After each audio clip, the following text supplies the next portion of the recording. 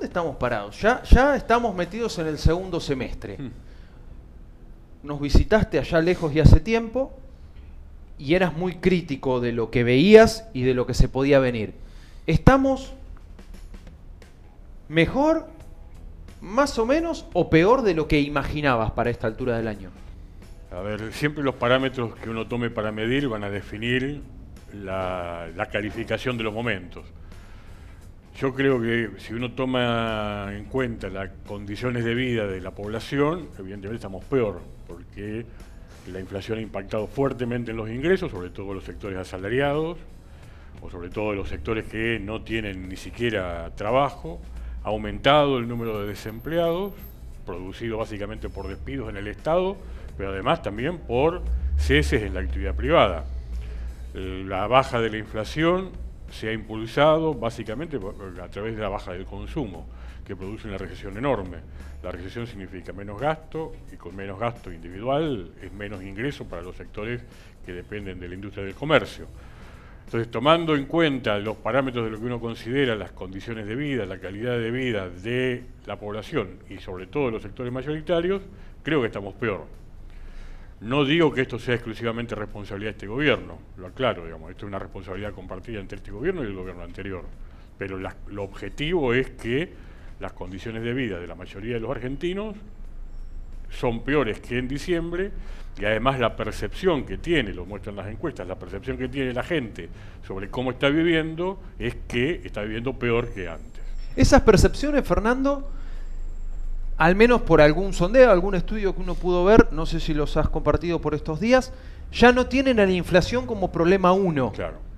Y ha escalado el desempleo, Exacto. La pérdida del trabajo. Claro, porque es, a ver, la receta tradicional de la ortodoxia monetarista de la economía de derecha procura siempre congelar, digamos, la paz de los cementerios, congelar los precios, bajar los precios, no mediante medidas expresas del gobierno, porque pretenden en eso no ser intervencionistas, sino con una disminución brutal del consumo. Acá hubo una devaluación en el mes de diciembre, a los pocos días de asumir el gobierno, que fue brutal, y eso impactó enormemente en la capacidad adquisitiva de los salarios. Con una merma en la capacidad adquisitiva de los salarios, hay menos consumo, y con menos consumo, y además un Estado que se achica y que despide empleados, que despide personal, que cierra organismos, el combo es mayor desocupación, mayor crecimiento del desempleo, y pasa de nuevo a ser una preocupación. Yo, por mis hijos y por los amigos de mis hijos, sé que chicos que hoy tienen entre 18, 19, 20, 25 años, tienen enormes dificultades para conseguir su primer empleo. Uno de los problemas más graves que tiene la Argentina hoy es la obtención de un primer empleo para los sectores juveniles. Y no hay políticas activas en ese sentido, que estimulen la generación de empleo. Ahora dicen que van a otorgar subsidios a aquellas empresas que tomen mano de obra que quede expulsada por el cierre de organismos del Estado. Pero es mantener en el circuito laboral a gente que ya estaba consolidada, es una relación laboral. No es una política expresa de generación de empleo nuevo, sobre todo de empleo joven. Así que esto, digamos, en cuanto a las percepciones, que además la gente, uno camina por la calle y lo que la gente le dice. Si uno mira los números de la macroeconomía, bueno, el gobierno tiene para mostrar que ha tenido, no solo que ha reducido el déficit fiscal, sino que ha tenido superávit fiscal por lo menos en el primer semestre. Creo que los números de julio no le dan tan bien. No, se revertiría ese superávit financiero. Ahora, Fernando, ayer, por ejemplo, hubo alrededor de 100 ollas populares contra el hambre de algunas organizaciones sociales, pero parece no haber mucho más ruido que el de algunos sectores que desde el principio de la aplicación de estas políticas se vienen oponiendo. ¿Estamos mal pero acostumbrados o qué? Me parece que, primero, a ver, ahora yo, digamos, saliendo de la economía, que no conozco mucho, pero vaya yendo a la política, que conozco un poco más, lo que hay es, primero, una orfandad de conducción, falta de conducción o de referencias en los sectores que plantean que la situación económica podría resolverse de una manera distinta que con la receta tradicional de la ortodoxia económica. No hay liderazgos, los liderazgos que hay están sumamente debilitados y están además, comparten, a ver, hablar de Alberto Fernández, de Sergio Massa, de Cristina Fernández, me parece que es hablar de personas que comparten la responsabilidad en el enorme deterioro que tiene la Argentina en los últimos años.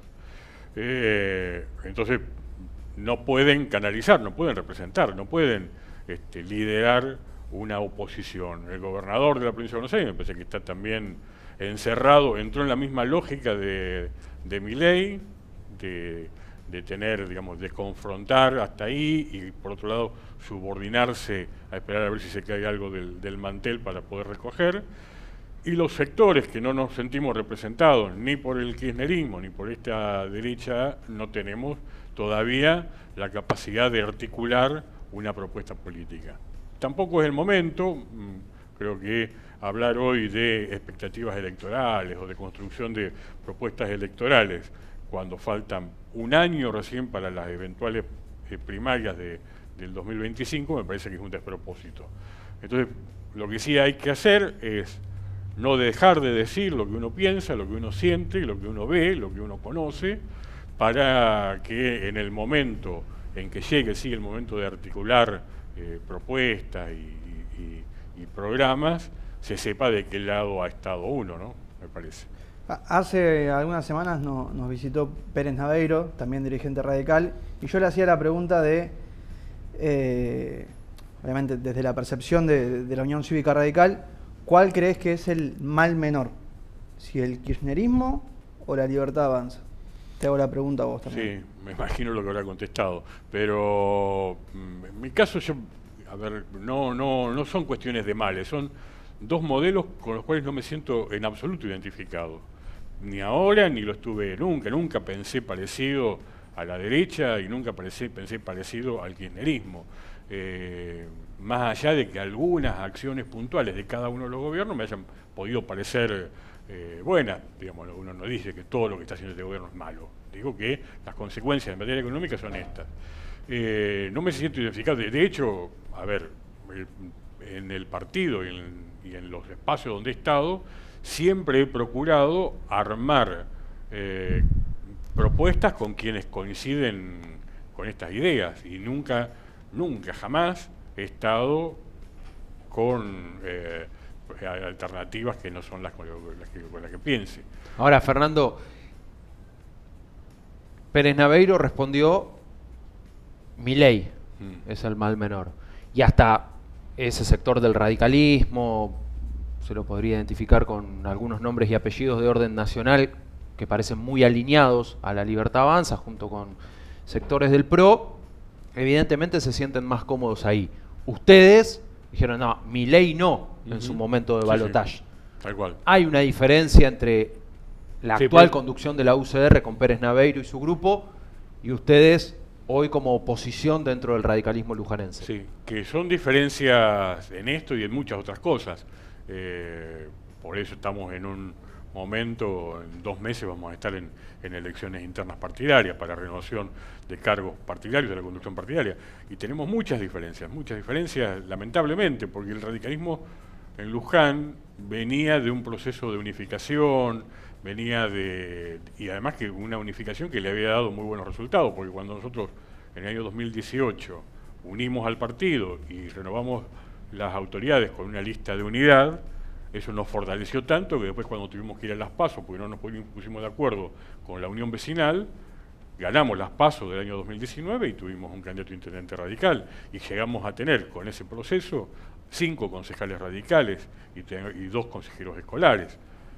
Esta otra estrategia que va siguiendo la conducción del partido actual, de fomentar el divisionismo, de separarnos, de acentuar las diferencias, nos ha llevado a que en 2 procesos electorales distintos, 2021 y 2023, vayamos por separado, porque digamos, nunca se procuró una representación unificada del partido, al contrario, se la espantó, y separado lo que se consiguió es que perdiéramos esos 2 consejeros escolares que teníamos, que perdiéramos gradualmente los 5 concejales que teníamos y que hoy no tengamos ningún tipo de espacio o representación institucional local. Me dicen, responden que este es un proceso que se vio generalizado en toda la provincia de Buenos Aires. Puede ser eso en el 2023, pero en el 2021 el radicalismo unido hubiese ganado las PASO. Cuando gana Salaverry las PASO del 2021, gana con un número muy pequeño de votos. Y los dos candidatos radicales podrían haber ganado esas primarias. Deliberadamente una actitud de presentar un radicalismo dividido, entiendo yo que para favorecer las expectativas de la Unión Vecinal. Y ese es el partido que tenemos, digamos, diferenciamos, tenemos pensamientos con respecto al gobierno nacional, lo tengo incluso con amigos, digamos, hay amigos que comparten espacio de trabajo dentro de nuestro Ateneo Raúl Alfonsín, que piensan algunas cosas distintas a las que pensamos otros, pero en cuanto a la construcción de un radicalismo fuerte, unido, firme en Luján, creo que ahí tenemos las diferencias más grandes con la conducción actual del partido.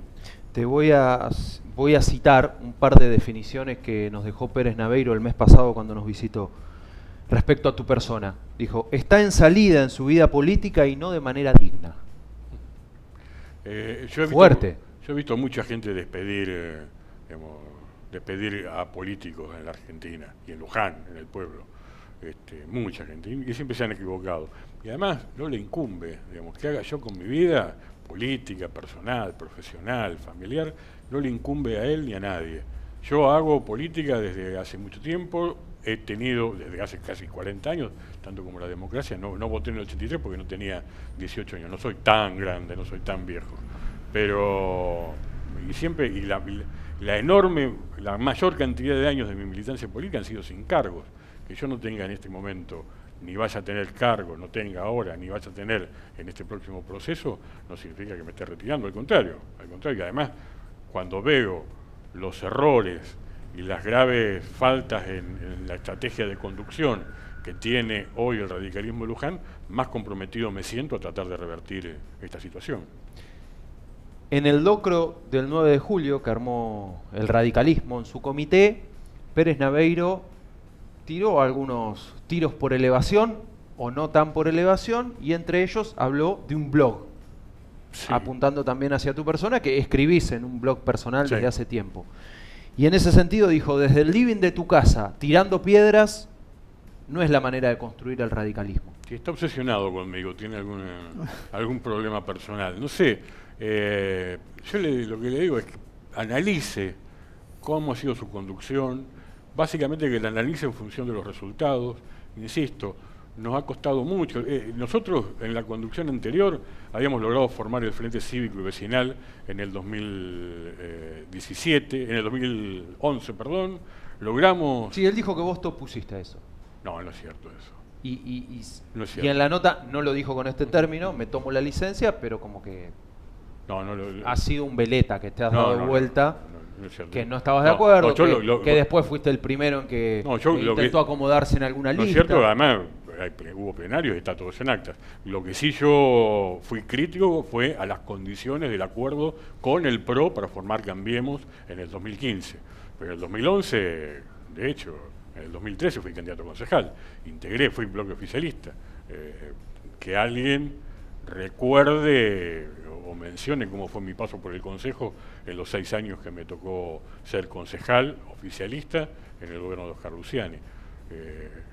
Por eso digo, me parece que él lo que debiera hacer ver es cómo durante un proceso que, insisto, había unido el partido, se logró construir una herramienta sólida, política fuerte en Luján, se ganaron las elecciones, se gobernó, y en ese esquema de gobierno el radicalismo fue columna vertebral, tanto que fue la fuerza más importante del frente, en ese momento Juntos por el Cambio, en el año 2019. Y gradualmente, a partir de que él es conducción del partido, se fue perdiendo todo. Entonces, que analice eso.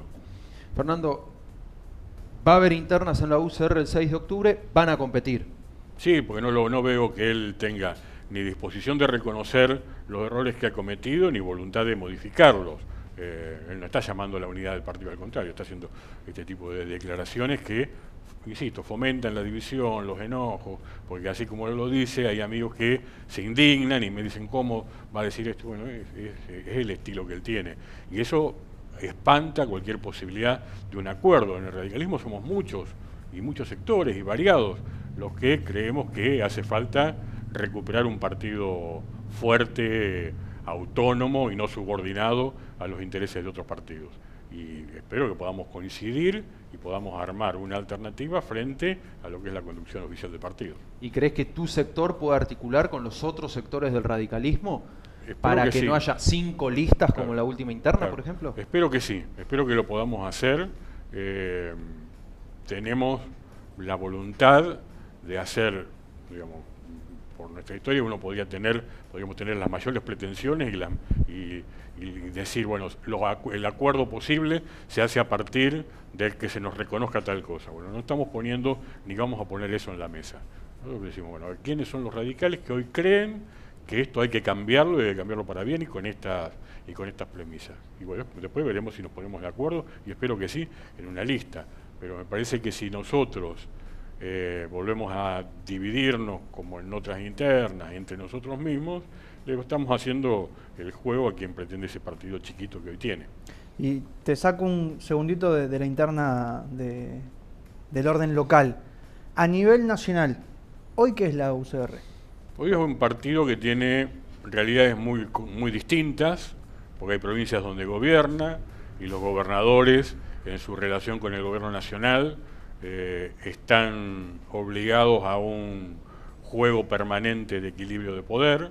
Las provincias, muchos de los ingresos o los recursos que son de las provincias pasan primero por Nación, y si Nación los retiene y no los entrega a las provincias, las pone a las provincias en serios problemas de funcionamiento.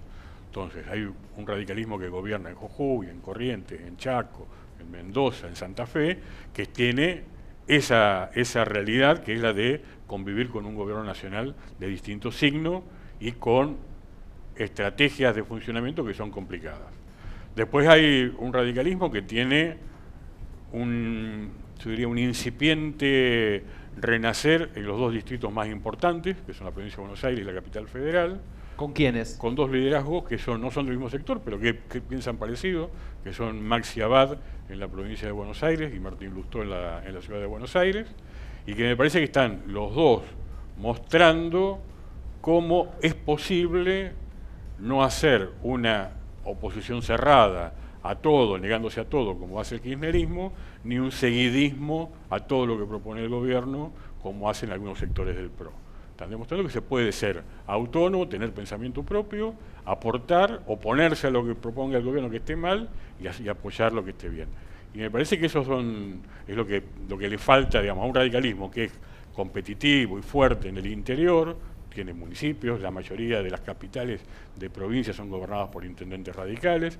Ese radicalismo que es fuerte, que tiene 20 y pico de intendentes en la provincia de Buenos Aires, que es fuerte en el interior, que está consolidado, que ha logrado una identificación plena con su electorado, le faltaba fortalecerse en los dos distritos que te dan competitividad a nivel nacional, que son provincia de Buenos Aires, básicamente el conurbano, y Capital Federal. Me parece que no son los liderazgos personales de Maxi y de Martín, sino son lo que ellos representan, porque detrás de ellos hay un montón de gente de esa misma generación, que están pensando de la misma manera y están trabajando, actuando incesantemente para devolver, para que el radicalismo esté donde debe estar. Hablaste de un radicalismo que no esté subordinado a otros partidos, e inmediatamente a uno se le vino el PRO, porque fueron socios y fue el partido que predominó mientras Mauricio Macri fue presidente. ¿Qué hizo ayer Mauricio Macri con este relanzamiento del PRO, apoyando a Milei, pero diferenciándose un poquito de algunos que los rodean al actual presidente? ¿Cómo interpretás? Sí, es la interna de otro partido, me parece que eso es lo que está en juego. Me parece que lo que hace el expresidente Macri es tratar de decir, bueno, acomodémoslos tanto dentro del PRO, digamos. El PRO es, lo veía, no vi el discurso del acto, pero lo vi en algún reportaje posterior, y el PRO es su creación, que es el partido que él creó. Él dice, yo creé el PRO y no lo creé para que se funda con otro partido, para que se diluya en su Tiene miedo que la Libertad Avanza se lo coma. Exactamente, porque además tiene compañeros de su partido que trabajan para eso. Bullrich concretamente trabaja para fusionar lo que dice Trascartón después del acto de Macri, dice que lo que debe hacer el PRO es fusionarse con la Libertad Avanza. Entonces me parece, insisto, es la interna de otro partido, y me parece que lo que intenta Macri es ordenarla diciendo, bueno, acá hay un partido que tiene una historia, que tiene una identidad y que tiene un liderazgo. Este partido es mío, yo lo creé y yo soy el líder. Bueno, a partir de ahí definamos de qué manera se va a posicionar ese partido con respecto al gobierno y sobre todo ahí tienen ya más como, no como protagonista de la política, sino como analista. Ellos tienen un problema serio, sobre todo en la capital federal, porque compiten con un electorado parecido y con propuestas parecidas. Entonces, la existencia y además el recorrido que está haciendo Karina Milei para crear el partido en distintas provincias, especialmente en provincias donde el PRO ha tenido, por ejemplo, ha estado recorriendo Chubut, donde el gobernador tiene origen en el PRO, es del PRO. Entonces me parece que lo pone en alerta porque corre el riesgo de perder no solo la identidad partidaria, no solo el liderazgo de su espacio, sino además de perder, de que se le fuguen un montón de votos propios, que el PRO considera propios, que se le vayan a la Libertad Avanza. Te hago dos preguntas que son casi idénticas, pero con una pequeña diferencia. ¿Qué es lo que más te gusta y lo que menos te gusta del gobierno de Milei? ¿Y qué es lo que más te gusta y lo que menos te gusta del personaje Milei? Bueno, voy a tratar de ser objetivo.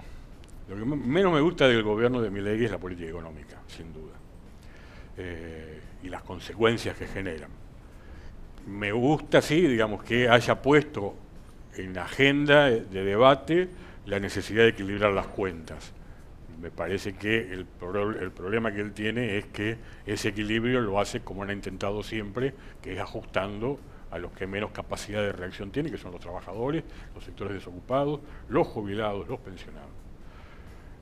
Y del personaje, no encuentro, digamos, una persona que me genera mucho rechazo, no encuentro nada que pueda, digamos, le puedo reconocer el mérito de la disrupción, de lograr construir ese personaje que en 6 años, 7 años, pasó de panelista de programas cómicos a presidente de la República. Me parece que es elogiable, la tuvo bien claro siempre cuáles eran las posibilidades a las que podía llegar ese personaje que estaba construyendo, pero la construcción del personaje, digamos, él lo que hizo para lograrlo, en qué se convirtió, o en qué era y qué está mostrando que era, no coincido nada, digamos, nada, ni lo económico, ni su discurso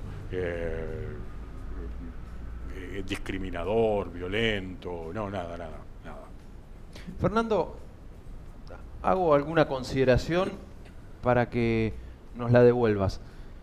En algún momento se dijo, bueno, Milei viene de afuera de la política, cosa que es cierta, irrumpió como un outsider y está convencido de sus ideas, con lo bueno y con lo malo. Está convencido de sus ideas. Cuando asuma, va a ir a fondo con sus ideas. Y uno ha visto que en el andar, si bien aplicó un ajuste severo, él dice el más grande de la historia, y con un aval bastante amplio parece ser en la sociedad, a diferencia del gobierno de Macri cuando ajustó fuertemente, pero no se planteaba que él no iba a medir las consecuencias pensando en sostenerse en el poder y en próximas elecciones, sino que él, a diferencia de los políticos, iba a ir a fondo con lo que cree porque es la solución para los problemas de Argentina. Sin embargo, empezó a pisar el dólar, no aumentó las tarifas como dijo en febrero que las iba a aumentar, mantiene los controles vinculados con el cepo, más allá de alguna flexibilización, y empezó a actuar como un político tradicional en un montón de aspectos, es mi parecer. Hubo un gran dirigente radical, lucidísimo, muy inteligente, que era Raúl Baglini, que fue diputado por la provincia de Mendoza, dirigente excepcional. El famoso teorema. Y el teorema de Baglini. El teorema de Baglini es que dice que la posibilidad de concreción de las propuestas es inversamente proporcional a la posibilidad de ser gobierno. Es decir, cuanto más cerca se está del gobierno y más en el gobierno se está, menos fantasiosos se son con las propuestas, y cuanto uno está más lejos, como era Milei panelista en el 2015, 2016, ese Milei podía decir cualquier cosa. El discurso de Milei en materia de libertades hace centro en lo económico, por supuesto, pero él también tiene un discurso muy extremo en materia de lo que serían las libertades individuales. Por eso llegó a decir que si, digamos, que era factible la compraventa de personas o de órganos o la tenencia de armas, porque un libertario absoluto piensa que que nada debiera estar prohibido. Entonces, pero eso todo como lo ha guardado para como no sé si para una nueva etapa, pero lo ha guardado, lo ha escondido. Hoy está obsesionado por la economía, que es sin duda el problema más serio que tiene la Argentina, y por intentar demostrar que sus prédicas y el ejercicio y la puesta en práctica de sus prédicas produce los efectos que ellos dicen que iban a producir. Es decir, que reduciendo el déficit se iba a equilibrar la economía, no iba a haber inflación, iba a poder generarse condiciones para inversión y que la inversión iba a generar empleo y consumo. Bueno, hasta ahí estamos en la primera parte.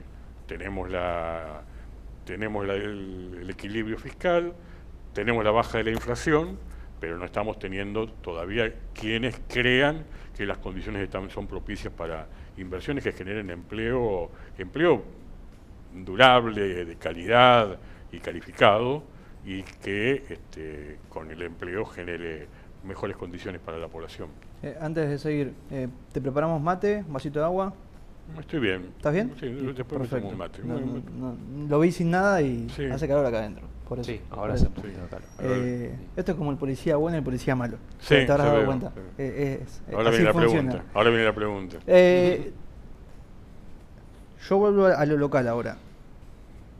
Lo que más te gusta y lo que menos te gusta del gobierno de Leonardo Boto. Me gusta, digamos, le reconozco la acción, es una gestión activa, una gestión presente, eso no creo que haya quien pueda negarlo. Lo que me parece es que no generó, es un problema estructural que tiene la Municipalidad de Luján, el no aprovechar las buenas coyunturas para generar las condiciones para que en los malos tiempos no volvamos a sufrir los problemas de siempre.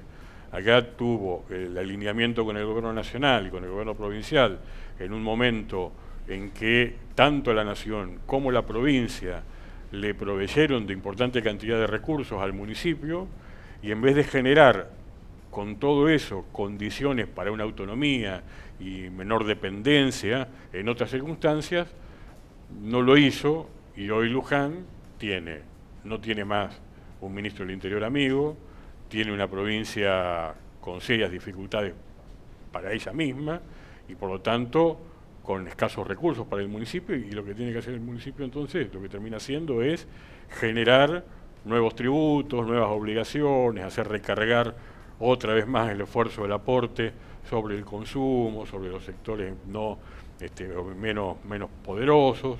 Y esa es la estrategia que él ha seguido, digamos, porque, insisto, no aprovechó los buenos tiempos, los buenos momentos, para generar condiciones que le dieran mayor autonomía y mayor independencia al municipio. Y encima de todo esto, con un gobierno que ha privilegiado, digamos, este es uno de los temas que más me preocupa a mí hoy, cómo ha resignado el rol del Estado y el rol de la comunidad en regular el crecimiento urbano y el desarrollo del uso del suelo para beneficiar únicamente a proyectos que tienen algún interés particular. Nosotros tenemos un COU muy nuevo que se terminó de aprobar en el año 19, entró en vigencia en noviembre del año 19, tiene 5 o 6 años de vigencia. Y ya ha tenido, sobre todo en el último año, y esto no fue solo el intendente Boto, sino que también contó con el voto de concejales de la Unión Vecinal, varias excepciones, y todas las excepciones han sido para facilitar nuevos desarrollos que son sumamente rentables y que tienen a alguna empresa o un par de titulares que se van a beneficiar. No son desarrollos inmobiliarios para generar vivienda social, no, de ninguna manera. Son emprendimientos para hacer centros comerciales.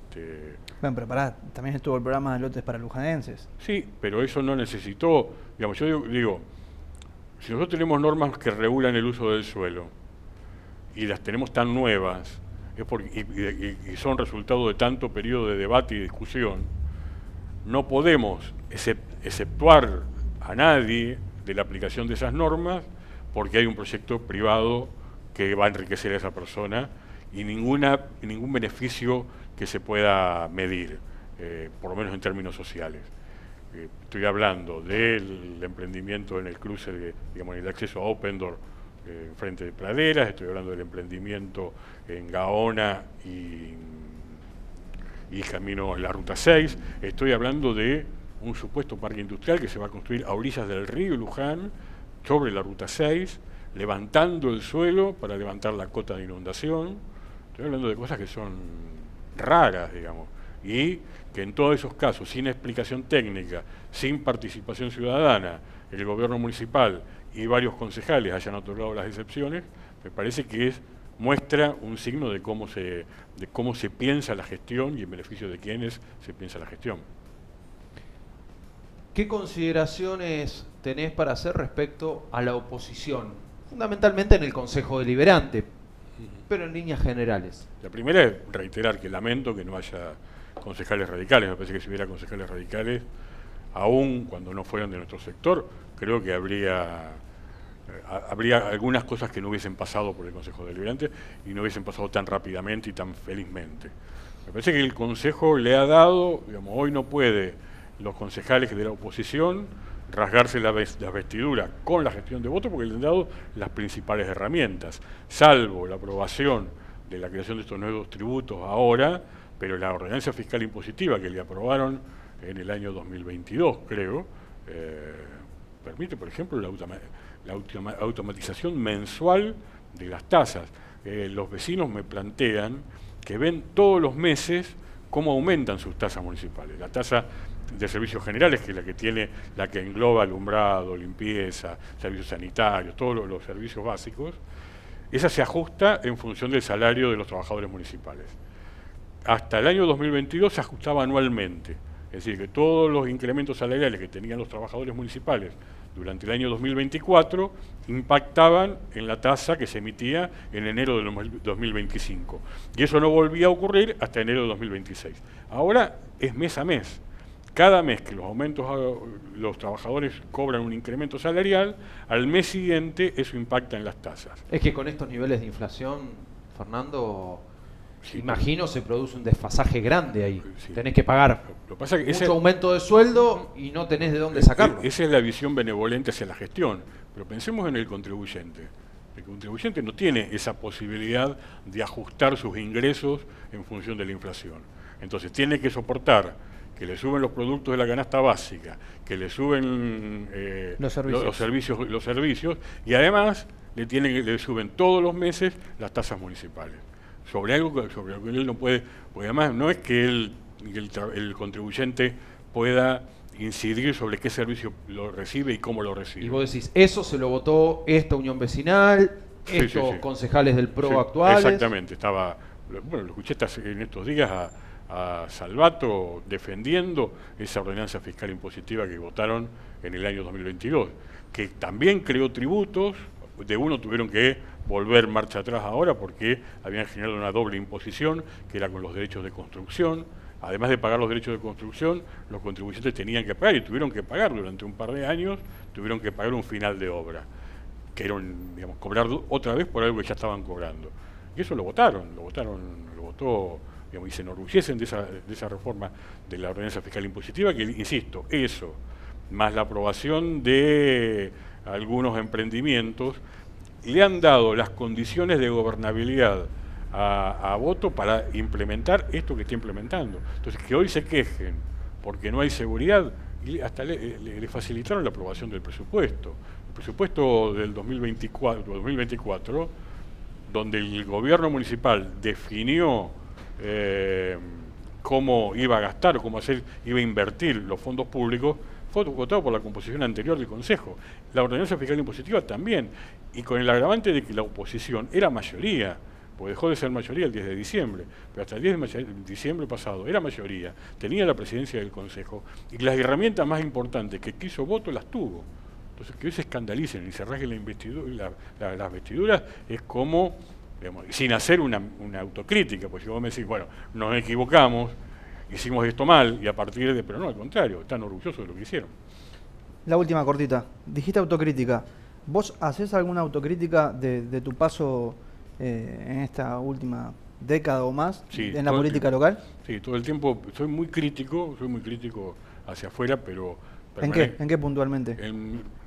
Yo creo que, digamos, no generé o no aproveché algunas oportunidades para generar condiciones más perdurables para ese cambio que habíamos logrado en el radicalismo de Luján y para ese protagonismo que habíamos conseguido.